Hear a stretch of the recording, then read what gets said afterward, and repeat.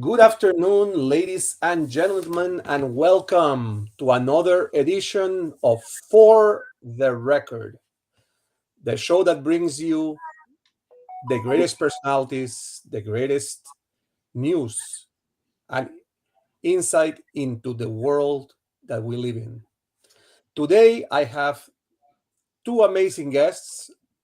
By now, probably the people that circumvent Singo TV and Spanglish World networks already know them because they are the stars of that network.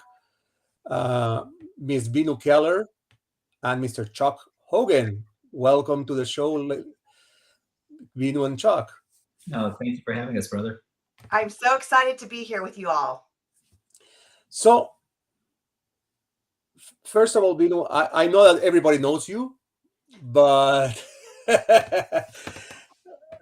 give us a little bit of a background on who you are and what you do, and how long have you been doing it for? Okay, great. So I'm Veenu Keller. I'm known to many as the parent child whisperer.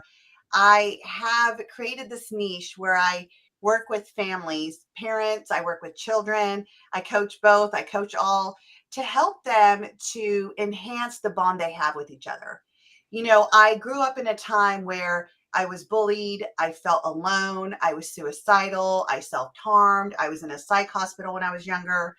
And I had to break through those stories. And I used to ask God, like, why me? Like, why am I here? Why do you keep making me live this life? And then I finally got the answer.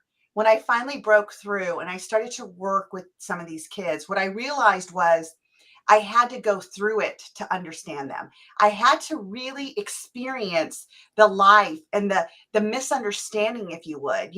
So here's the deal. Like, and I'm a parent of six. So when I think of how we listen as parents, I am just as guilty as some of my clients. I listen to my kids as, how could I solve it for you? How can I make it easier for you? How could I make this a lesson for you? Instead of listening to the kids and asking them the questions that they need in that moment to really feel heard and seen through their model of the world, not ours. So all of a sudden, my past that I thought was a trauma was actually a gift for me. It was a gift to help me help those in the world that need that understanding, that space to feel that they can be open and they can trust so they can actually bond even closer to their parents. So I've been doing this. Well, I've been coaching since 2009, but I really niched myself since about 2017. And, thanks to being invited by you to have my show that I have right now on Tuesdays, I've been able to touch even more lives and help even more families understand that it's time that we start to redefine the way we're parenting, because we're not in the generation that we were born in. We're in a whole new generation with a whole new, aspect of what's expected in life. So that's what I'm doing right now. So, now we'll go to the gentleman on the left or on the right, maybe. Mr. Chuck Hogan. And Chuck, I might be wrong, but the financial side is where you lie. The good vibes, the good faith, that's where your vibe is at. Give us a little bit more on it, on that. Sure thing, buddy. For me, the last 35 years has been spent on this journey of self-realization. I'm thankful to say that my parents are two of my heroes. I was born overseas. I'm the son of a Navy enlisted man for 30 years, and my amazing Japanese mom. And so I grew up with this wide array of culture. But being a child of the 60s, I can tell you that coming to the United States was a very interesting prospect. It's like, wow, I don't look like everybody else. And when I go back to Japan, wow, I'm only half Japanese. So trying to find a place where you actually fit in was a little bit nebulous. With a name like Charles Francis Hogan II, I have a redhead, blue-eyed Irish dad. I'm an 85-pound, 4'11" and a half portable mom, and it's like, whoa, okay, this is Heinz 57 wrapped up in a bow right here. And so about 35 years ago, I started getting involved in behavioral sciences. I really had this penchant for not only all things finance and business, but more so kind of, I'll say, the faith and fitness side of things as well. It's like, how do we integrate body, mind, and spirit into our existence? Because I grew up with this Irish and a Buddhist mom, it was like going, wow, okay, the metrics are here. When I say I'm from back east, I'm from way back east. It's like across the pond, over the ocean, through some hills, and then to this little Japanese hut you go. Why did this become important to me? Well, I started realizing that much like Veenu experienced, whenever there was segregation or I wasn't feeling good about myself, these were all fuels of choice that I had elected to use because I looked different, spoke different, everything about me was different. I quickly realized that number one, I was unique, not broken. And number two, that I was never going to allow anyone to point a finger at me and say that he lacks heart or integrity, that he lacks the ability to be able to move forward and grow. See, I realized a couple things, Eduardo. When I was young, people used to tell me to do anything I put my mind to, and I realized that everything that was happening was because I put my heart to it, that there was this drive, there was this passion. So a couple of years ago, of all things, because I'm a really intelligent guy, I decided to open a business during COVID. Yeah, this is really smart. And so in 2021, we decided to launch this company called Your Best Life. And it's all about faith, family, fitness, and finance. And so understanding that you're not the sum of just one aspect of you, you're the culmination of everything. And that the human condition is that we all are seeking harmony in our lives, not balance. Let's be very careful about languaging. Harmony. That means when change occurs, that we have the assets, the abilities, the belief systems, the structure, the dogma to go ahead and find within ourselves the beauty, the grace, the intonation, the voice, the presence, and the happiness to be our best self, so that in turn we can do our best and affect and effect everyone around us. And so for the last 30 years, this has been my life's mission that's culminated into this. And much like Veenu, after having been a guest on her show and meeting you, being able to say that on Thursday nights, we get to commune together to live your best life and to share thoughts and ideas and distinctions as to how we come together to really postulate more of our best selves. So, and now we culminate in a new show called Live Now, which is going to be co-hosted by both of you. And one of the things that is interesting is the chemistry that you both have with each other, because it seems like you cannot stop laughing with each other and telling stories, and watching you interact. I think it's going to bring a different perspective to the audience in the idea of what we can do from this side in following faith, following good lifestyle, and how can we help our future generations under the Veenu banner to understand where they have to go, and the best way to do it through communication. So let's explore that, because I know that you guys are going to have guests, but as well is the conversations that you both are going to have in regards to how parenting goes, and how does that affect the ecosystem in families. Right. Well, let's start with the parenting side, because that's an interesting side. Uh, Look, I am the clear example, and as Chuck said, we all come from a variety of cultures.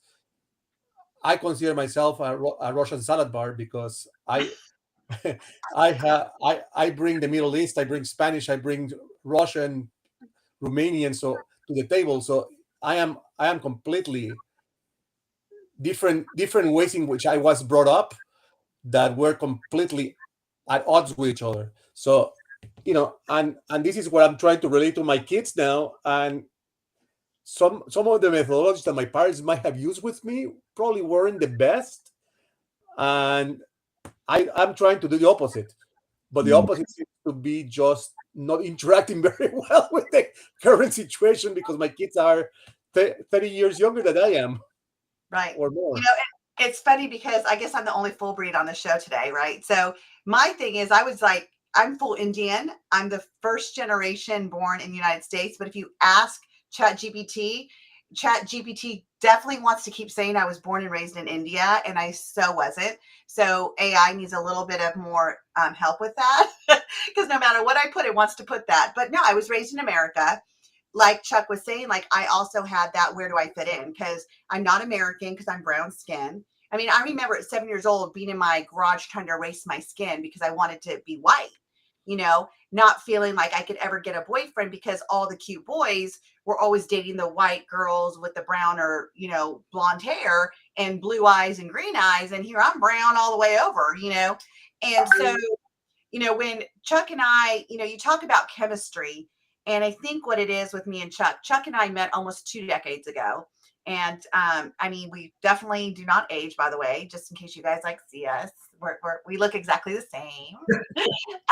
But we bring in, what we want to bring the element to the show is really that masculine, feminine energy, because, the masculine knows how to compartmentalize. They know how to solve and resolve. And the female, we want to feel, we want to receive, we want to nurture. And what Chuck and I really wanted to do, because we can have these great banters, is we really wanted to look at like what's going on in life today, like what are we hearing in the world and how people are interpreting it. Because I think I speak for me and Chuck, we don't spend a lot of time in the news. Like that's just not where we want to spend our time. We want to spend our time where our mind grows and expands, and we don't have to constantly have to be weeding it. But we do hear what's going on because we hear it with our clients, we hear it with our kids. We see the suffering that comes from the fear. And live with Veenu and Chuck, that's going to be on Monday nights, what we want to bring is that element of how do you look at like what you think is suffering and living in scarcity? How do you turn it around to see the possibilities that are happening? And it's kind of like what Chuck was saying, how he dared to start a business during COVID. Like, who did that? Here I'm thinking like, I don't know how I'm going to put food on the table. Yeah, right. I'm thinking like, okay, who's going to pay for a coach? Like you can't even put food on the table right now because everything's shutting down. Who's going to want a coach? That was my highest profiting year, because parents now all of a sudden had to be like, oh, wait, you're my responsibility during the day. And Right. oh, wait, there's these behaviors going on. And oh my gosh, I don't know how to handle it. Now we're post COVID, and it's like, oh gosh, there's even new behaviors going on. Oh gosh, I don't know how to handle it. And so we want to help. We really want to help end suffering. We really want to help get people out of the scarcity mindset and put them back into the abundance mindset. Wouldn't you say, Chuck? Absolutely. It's about embracing change. Change is happening with or without you. You don't control COVID. You don't control post-COVID. You don't control the next thing or event that's going to happen. What you get to influence is your heart set and mindset, and understanding that, number one, you're not broken. Number two, that there is a plethora of resources. The challenge becomes, though, is what feels best to you. See, everyone's looking for this magic horse pill, and if you just choke down this thing that's about 6 inches wide and you just pop it down your gullet, you take a drink of water, you chew, masticate this thing, and you're going, I'm healed. And it's like going, but you still feel cruddy. It's Right. like, wait, what happened? I thought that this was the magic horse tablet. And I go, well, that cured about a quarter of what you were dealing with. It wasn't the solution, because the truth is, taking something exterior to you and trying to bring it interior to make the change isn't where the change is going to happen. It starts from you first. And to Right. Veenu's point, one of the reasons why I love this woman so much, and her husband knows this, and my wife does too, so we're all good, is a very simple reason, that is, she's authentic and real. It doesn't get more real than Veenu. That is so important to me, because I live my life from this very simple basis, and Veenu knows that saying well. It's like, you be doing your best but not being your best. I choose to be my best so I can do my best, and that's whoever I am in that moment. I'm not going to judge it. I'm not going to make it wrong or right or say I'm superior. But in this space, when she and I commune, what I love is getting context. We can actually look at the world and start to go, this is the stuff that people are experiencing. And albeit, it's always going to be changing. AI, people are freaking the heck out.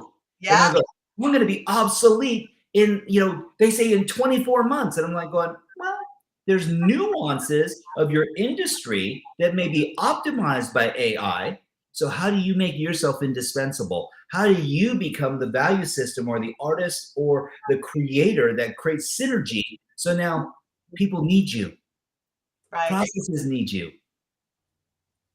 But it's not by fear mongering, it's actually by empowerment. And so live now is literally about that. Again, the tagline is yesterday is history, tomorrow's a mystery.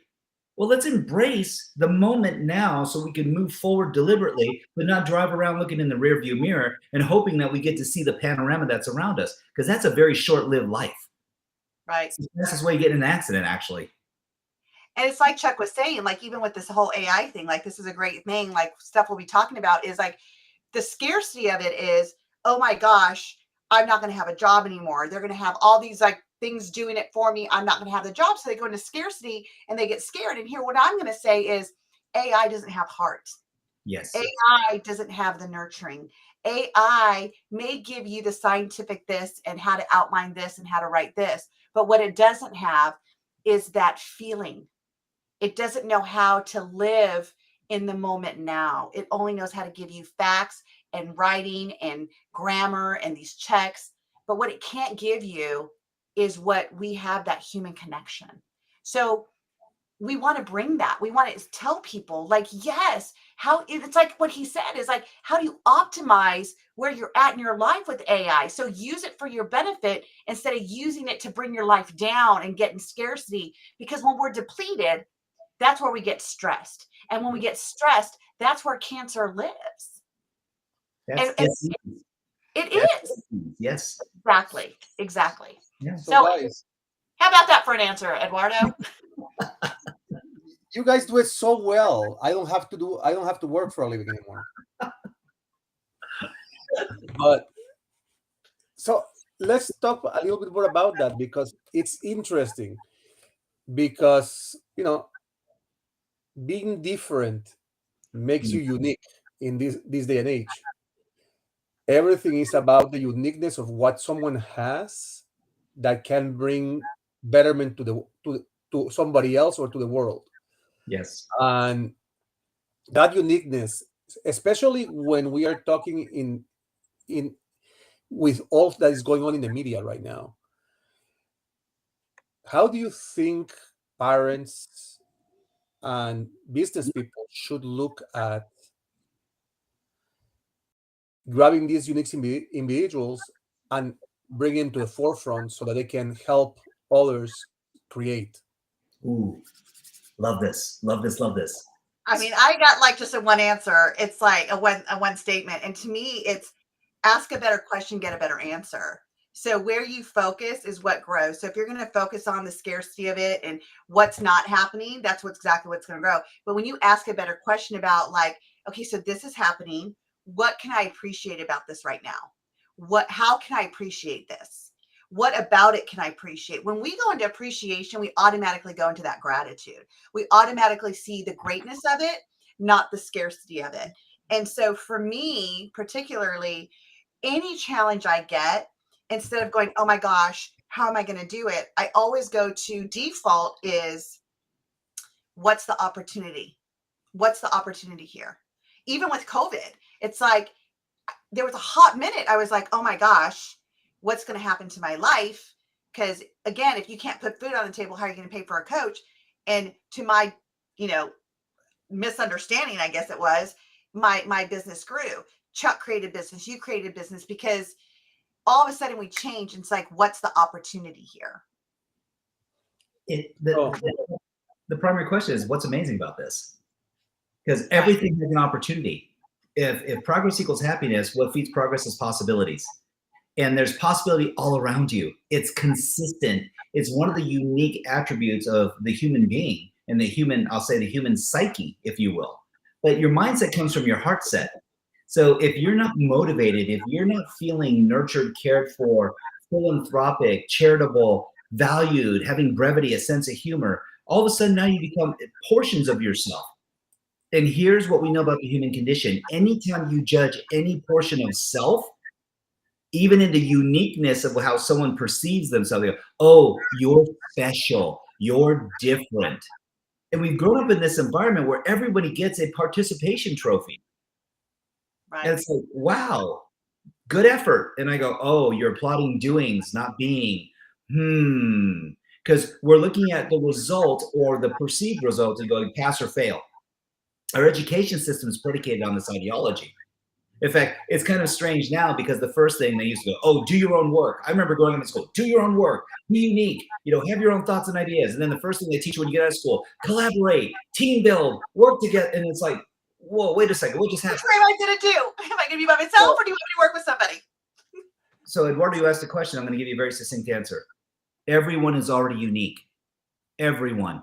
The challenge becomes that in today's popularized climate, people are, through socialization, looking at social media and desiring to copy or be like someone else. They have an avatar that could be a Kardashian or someone. And here's the challenge with that.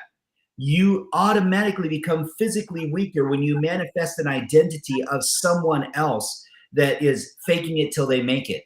Now, why? Because that's not who you are. You may have some modalities, you may have some nuances, you may even have what we'll call meta programs that run like other people.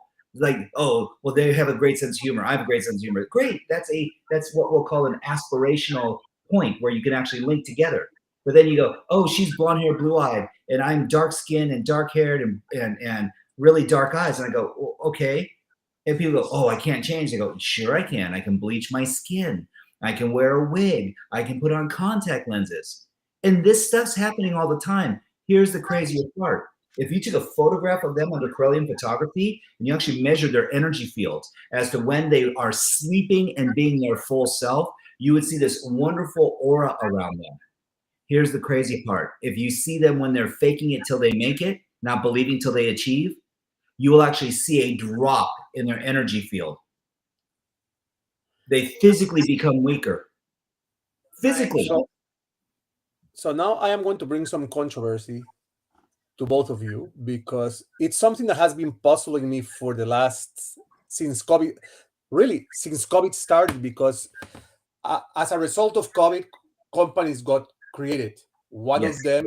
One of them being Clubhouse, this wonderful application that they developed through Apple, where millions of people met and spoke about different topics. But everybody that I met through that application and then in the outside medium, we got a, and it's not the case with you guys because I know that you guys have experience. You have been doing this for 25 years.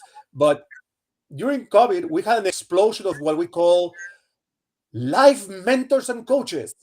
And I said, holy moly, there is more mentors out there than there is people working. Yes. And how do we differentiate between one and the other? An expert, a mentor Right. strategist. Yes, I'm gonna default to Veenu, please. I mean, I am laughing because here, I'm in the. I'm going to say this off of one of my mentors and one of my friends and one of my partners.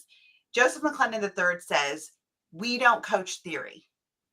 There's the difference. Yes. You want to know a real mentor?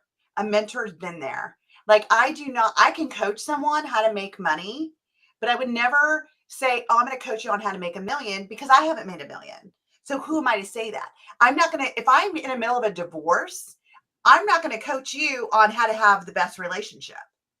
Like that's just not it. I might teach you how to uncouple, but I'm not going to teach you how to stay together. Right. And that's what people were doing. And this is the thing about Clubhouse. I'm so glad you brought it up. You know why everybody wanted Clubhouse? Because you had to be invited. You had to be invited to get in Clubhouse. And then you got invited and then you had to wait to be accepted. Yep. And so everybody's like, oh, am I going to get invited? Because when you got invited, all of a sudden you felt significant. You felt like you were worth it. So everybody's like, oh, I have an invite. I'll send you an invite.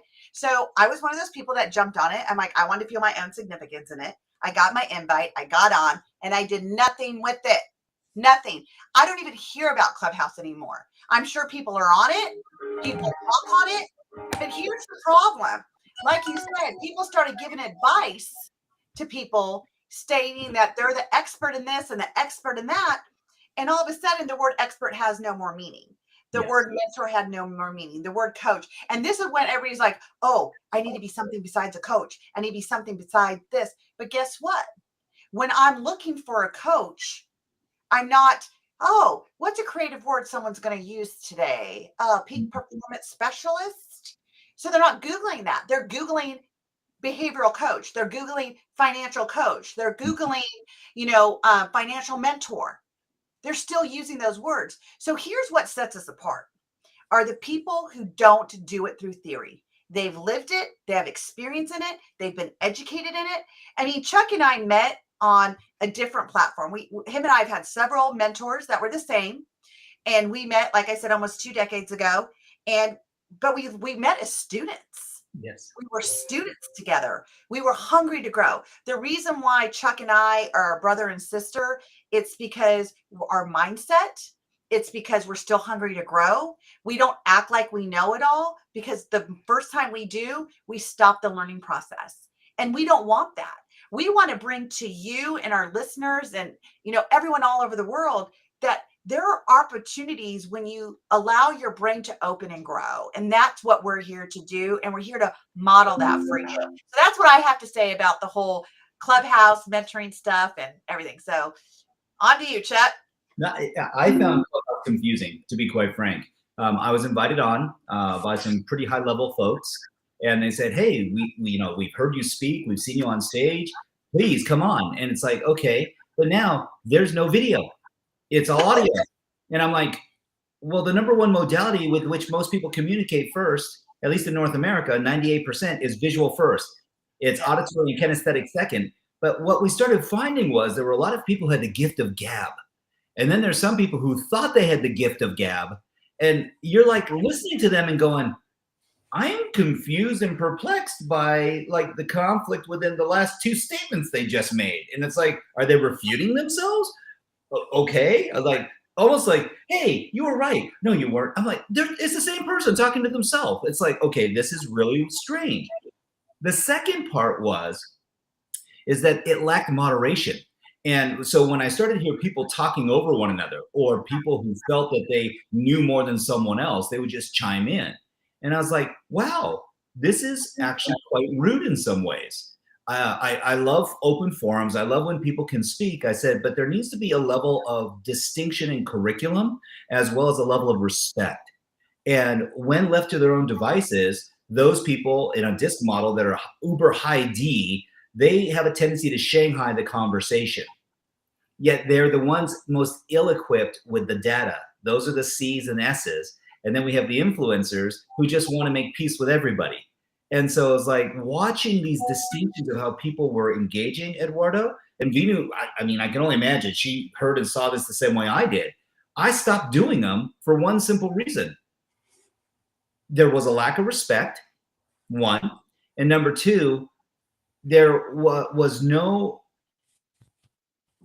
appreciation of optics. So it's like, then why ask me a question when you don't really want the answer? All you're doing is baiting me to give you a response, and you're going to go ahead and respond the way you are anyway. So Clubhouse has fallen off for one simple reason. As we've been conjoined back and we have studio time, we're able to go ahead and connect at a deeper level, and people can feel and see the emotion. They can sense in you, and they can see the integrity. Absolutely. Absolutely. And so from the center of our hearts, thank you for this forum, because it really does provide a space where when we share, we care. And the world needs more caring right now. It really does. We're in these hybridized work environments now where people are working 50-50 from home and office. And I'm seeing mass changes in culture. And my own hallucination is that within the next 12 months, you're going to see even more mammoth change as socioeconomic structures start to, correct themselves, and there's imbalance and perceived balance being put back in the marketplace. But you don't need to freak out about it. That's the thing. You don't. Breathe. Take a moment. They go, but Jude, they're downsizing my position. I said, great. You are better than that anyway. Your time to grow and move beyond this. Well, okay, dude, that's a great statement to make. How do you do it? Well, let's talk about it. Let's get resourceful. There are more people working from home than ever before and making more money than they've ever made before. Right. Wait, what? Yeah, I mean, Eh, it's funny because I'll tell you my experience with Clubhouse, and I will tell everybody and anybody who knows me, the only reason, the only thing that made the people that drove me into Clubhouse was my wife, because she's the only one in my household that uses Apple. Oh, I use Apple. Uh, and she told me, "Oh, you have to see this platform. I got invited, and I this and that, and Do there is group. There is groups, and you can, and there's a Latin group that got formed." And I said, "Okay, let me go in through your account. I won't go get an account by my, because I don't have an Apple phone. But let's see what it's all about." And the funny part was that I used it not so much as a platform where I would go to relax yeah. or talk or whatever. I used it as a recruiting platform for my Oh, for the network, because I found that there were a lot of people from the sports industry that were there that had been laid off, yes. and they didn't have anything else to do because they used Apple. So I went and met them, and I got them to come and do shows with me, and gave them a new avenue to release their tension that they didn't have. But that was the aspect of me going to Clubhouse. I found it that the one interesting, and I created one room. We created one room with sports athletes that we had been in the Olympics or in the Pan Am Games, for Oh, mental health awareness of athletes. People would oh, come into the room and hear the stories of athletes that had struggled with mental anguish while they were in the prime of their lives, because of the struggles that they had fulfilling the dreams of everybody else, not their own. right. Mm. So Yeah. I'm going to say this, Eduardo, and you hit on something that me and Chuck have been saying. The show is that you took something and you created an opportunity out of it. You found the good in it. And that's just it. Like, we could sit here and laugh at Clubhouse and whatever, but there's people that found the opportunity and found the good in it. People found opportunity to connect with some of these celebrities that they didn't know how to connect with before, because you go Yeah. into this open forum and then you put your hand up and they bring you up to talk. You're talking to your favorite celebrity now, and you may not have been able to do it. So you figure out that opportunity you have. And here's the deal. And I was just talking about this today in a class I was teaching. I teach coaches how to be coaches, real coaches, by the way, Eduardo, not these like pseudo coaches, right? Like real coaches. And I said, you don't have to wait to be bad to be good. We're always Yes. looking for that negative feedback to say, okay, what can I do better? This was so great, but I sucked here. You didn't suck. You were great. And you had an opportunity here to get the feedback to do even better. And so we're always waiting to, like, because I was that person like, oh, tell me what I did wrong. And, Chuck actually used to be, he still is a mentor, but he used to be specifically a mentor to me. And I was like, hey, Chuck, okay, give me your feedback. He's like, Veenu, first of all, girl, you did. And I'm like, okay, but tell me what I need to prove. Like, I was always waiting to tell me what was wrong. Tell me what was Mm. bad so I can make it good. And let me tell you, that's what the world does. That is why we have been trained to be self-beaters instead of Yes. self-builders. We beat ourselves. Why? Because we think if we tell ourselves what is wrong with us, then we can make it even better. But if we can shift that to an opportunity where we can actually see what is good in our kids. If they're getting a D in history, great. It's not good to you, but what is good? That they're showing up every day to class, Right. that they're coming to you and saying, hey, I have a problem. They're not hiding their report card from you. They're asking for help. Like, find the good in that moment, right? Stop waiting for there to be a bad in order to be a good.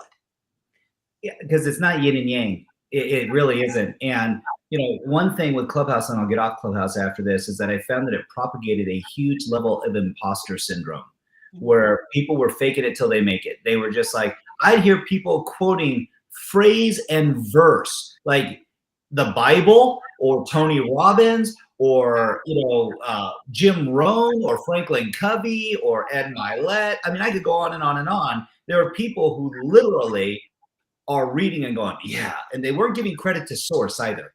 You're like, well, in my opinion, this, blah, blah, blah, blah, blah. And it's like, wow, that was great. I could have pulled that out of the manual as well. Why do I say this though? People want to belong and connect so desperately. And Clubhouse created that forum, but it was artificial. And so you'd have people who are on this freaking platform for 16 hours straight, like they're having a conversational marathon. And I was like, I can't take any more of this personally.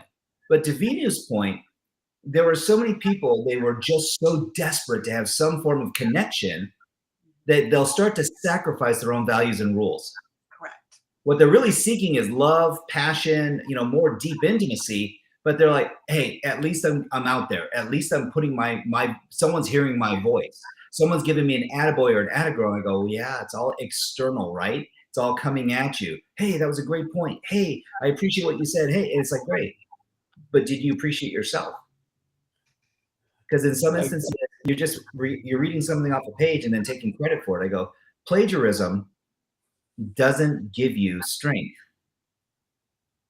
But making a determination in your heart and soul and your integrity and sharing your true truth, that creates power. And really, I believe in my heart of hearts that in today's climate, that's what we're all looking for, is a little bit more truth. Right. Whether it's uncomfortable or not. People will buy real over processed any day of the week. Elections have been won off of perceived truth, not even like full-on truth, because if you fact check it, you're like, oh, that's a bunch of baloney. But whoever was saying it believed it so much that you're like going, well, they believe it. I'm going to go with them. Why? Because the other person is being strategic. They're being baiting. They're running a standard operating procedure, an SOP, and people get triggered when they say, oh, they're conniving.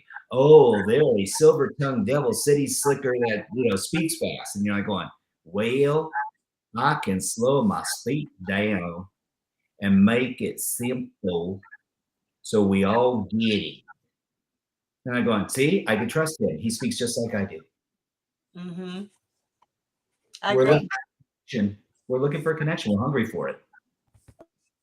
I mean, and this was the last point with regards to Clubhouse, because it was a unique platform, and and as you said, people would stay for 16. I knew people that were there for 48, 72 hours straight because they were going in an evolution, because they created friendships with people in other continents and other time zones. So they would stay on because they were in North America, but their friends came on at 6 o'clock at night because it was Europe time.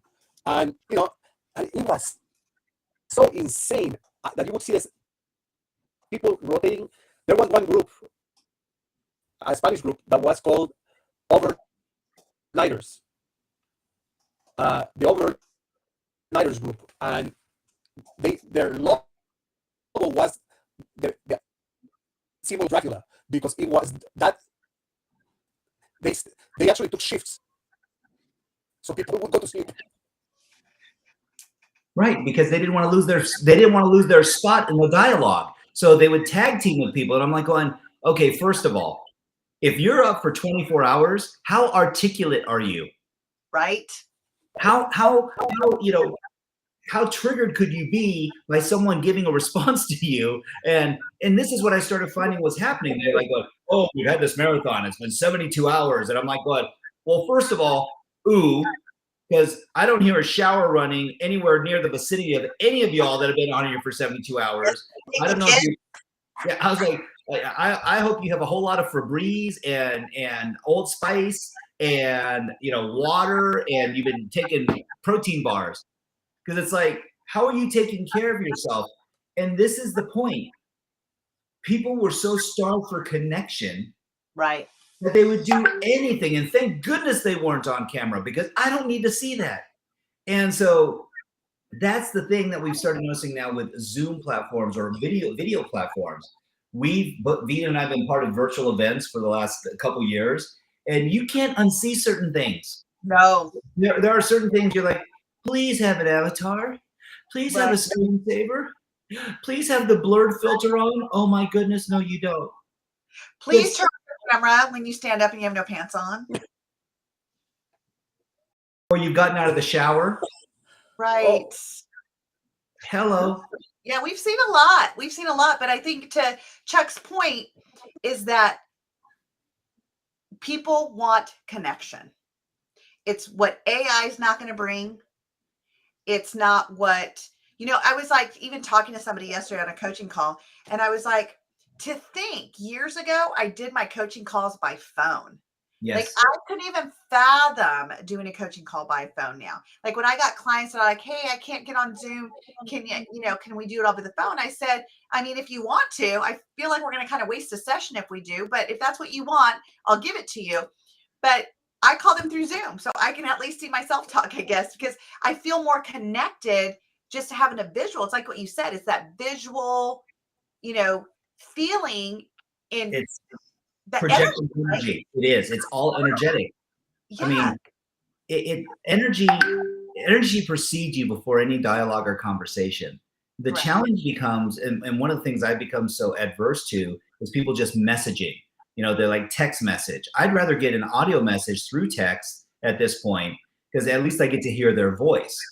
The fact of the matter is that if they could actually send a very brief video to me, I'd even be more enthused about that. And the reason for that is you get to see them. You get to actually see their well-being, their space, where they're actually living. Are they in the head? They're in their heart. And then people go, wait, you can see that? I said, in conversation, when you're really connected with someone and you're making eye contact and they can feel your energy, I said, that's priceless. That's priceless. You could have 10 phone calls and never get that engagement.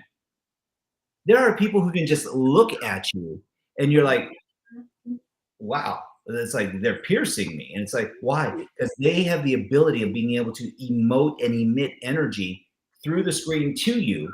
And they'll go, that's baloney. I said, then why are you smiling? Why are you more happy? Why are you enjoying this engagement? Absolutely. No, and if you think of how everything has evolved, because video conferencing is not something new. It's something that has been around for a while, but we just started using it because we had the need to get it going. But if you remember, so many in the business world, you have the launch and learns, vendors teaching you how to use a product or how to sell that product during your launch period. Mm-hmm. And that was great. Yeah. So now I'll talk from that end. I have launch meetings over Zoom or over Teams with clients because it's easier than to travel. Absolutely. And when you travel and you go to visit a customer, sometimes you lose the sense of timing. Here you can have a 2-hour lunch session with your client, and you don't have to worry about is my car being towed? Am I missing I am going to miss my airplane? Mm-hmm. And you have a better perspective. You can really dig into the people's issues.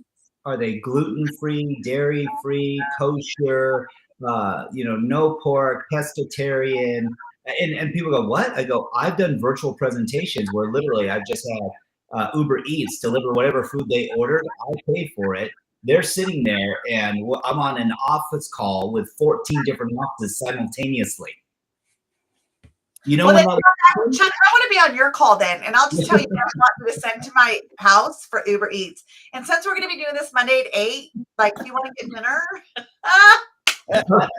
Veenu, that broccoli was delicious. And